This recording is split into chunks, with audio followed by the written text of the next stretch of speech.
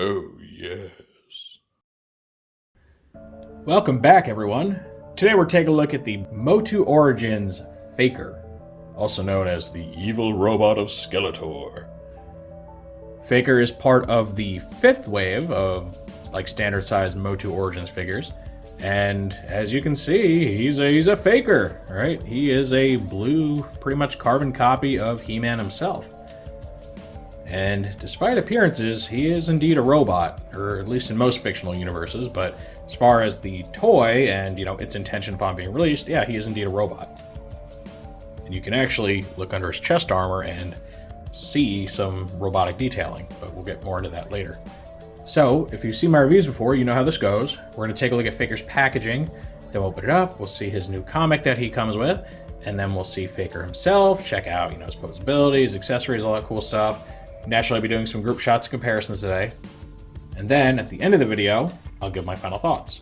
So Faker comes in your standard size MOTU Origins packaging, designed very much in the vein of the original Master of the Universe packaging. And you got his name and title up here, whole modern posing retro play call out. And then you can see Faker here.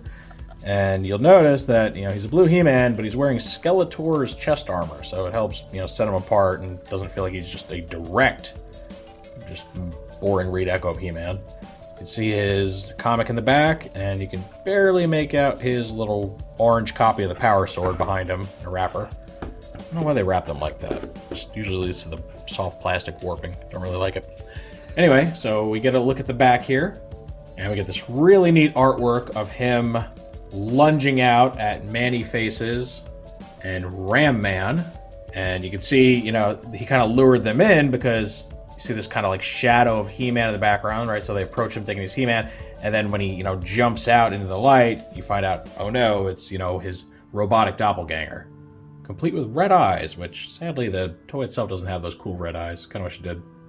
And then the call out kind of, describes what he does. It says, the robotic replica Faker lures the heroes of Eternia into deadly traps.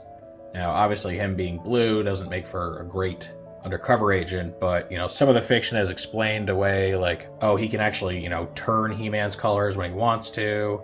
The original cartoon, he just was He-Man's colors because of budget concerns, right? So they didn't make new cells for him. And then the new cartoon Revelation handled it very differently. They just made him look like regular He-Man, but with the robotic bits underneath, kind of like a Terminator. And then we get some kind of action feature callouts here. Tells you to remove his chest armor for robotic reveal. So you can always take that off. It's actually the first time I've seen a toy talk about taking off the armor. And then you get the ever-present twist into powerful battle positions.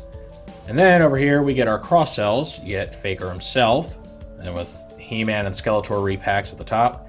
And then our other three new figures. You get Fisto, you get Evil Lyn, who's a recolor of the first wave character, but done up in the character's colors from the 2002 He-Man reboot. So very interesting little reference there.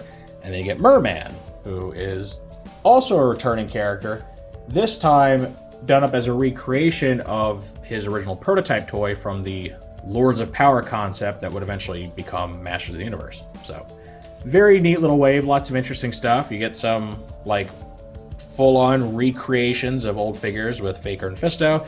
And then you just kind of get some neat Easter eggy kind of stuff that's not really necessary if you're strictly sticking to trying to recreate the original collection, but some cool stuff for the diehard fans out there. Okay, so we get our mini comic that comes with Faker, and this is the Wave 5 Sucker Punch comic, which is pretty much all about Faker. So you get Fisto in here investigating some stuff in the forest, gets attacked by a land shark, but He-Man's driving it for some reason, I don't know. Gets knocked out, thrown in a cell. The He-Man, taunts Faker a little bit, taunts Fisto a little bit.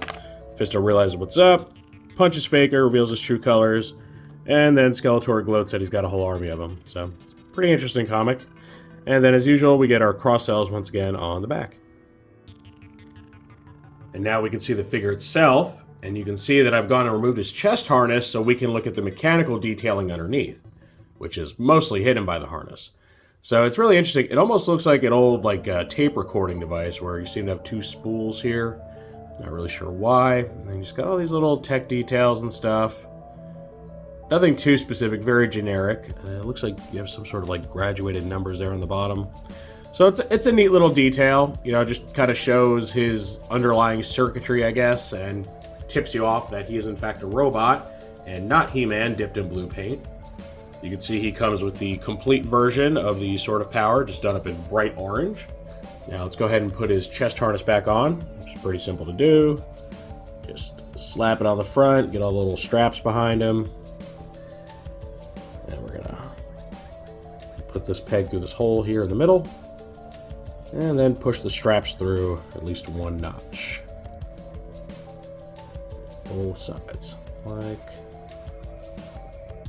so. Alright.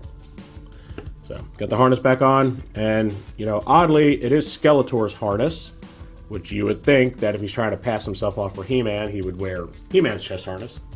Now, Faker's depiction has always been a little bit inconsistent. In the original cartoon, he was just shown to be an exact copy of He-Man, same colors and everything, and that even carried forward into the Netflix sequel.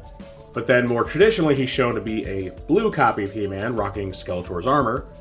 And I don't know if it's always been the case, but the mini-comic we just saw at least implies that he can change his colors to actually look like He-Man when he's trying to be in disguise.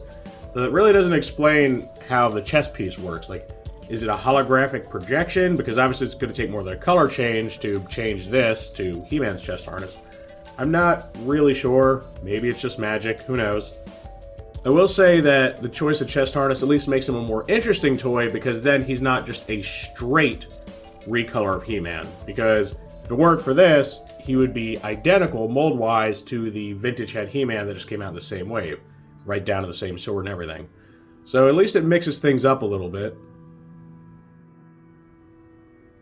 Speaking of He-Man, here he is, so you can just see how these two compare.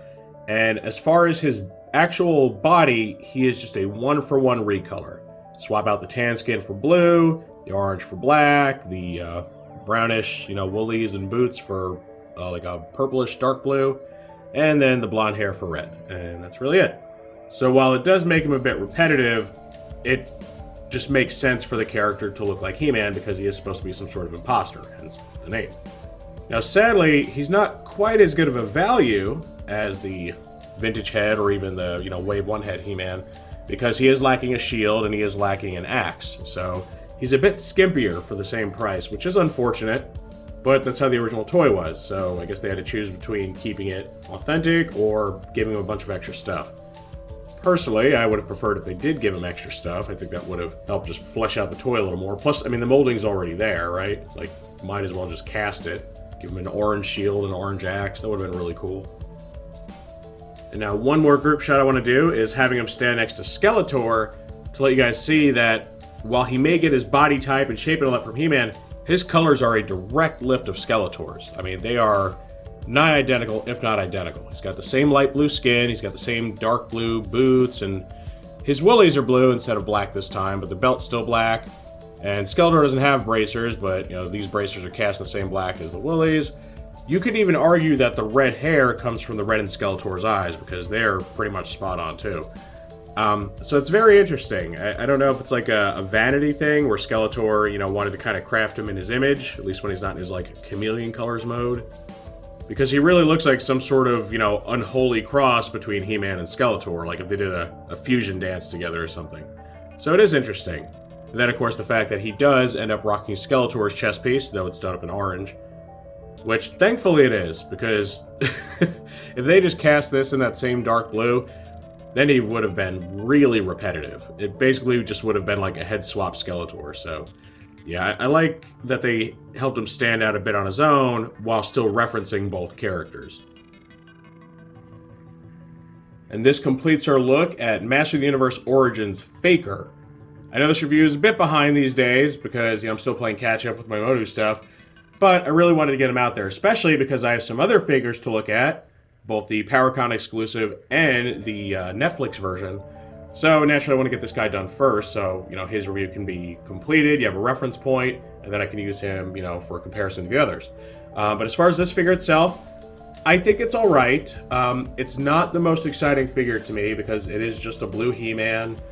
Doesn't have all that many accessories. I do like the paint detail on his chest. That is a nice touch. But I think this character's value comes more from just his fame than anything. Like, Faker is just kind of one of those really important MOTU characters that most people that are into the series know, so naturally you'd want to pick him up. And I have seen, even, this late into the game, now that, like, Wave 8 is out, I still see Wave 5 figures popping up here and there, so he should not be hard to track down if you're still missing one. And if you are still missing one, I think I would recommend picking him up. I mean, if you're going for pure value for your money, yeah, he's not quite as stellar as some other figures that have a whole bunch of stuff, but he is just one of those must-have MOTU characters. So if you're still looking for him, I think he's easy enough to find, and you shouldn't have to overpay for him at this point, and I think he's very much worth the purchase.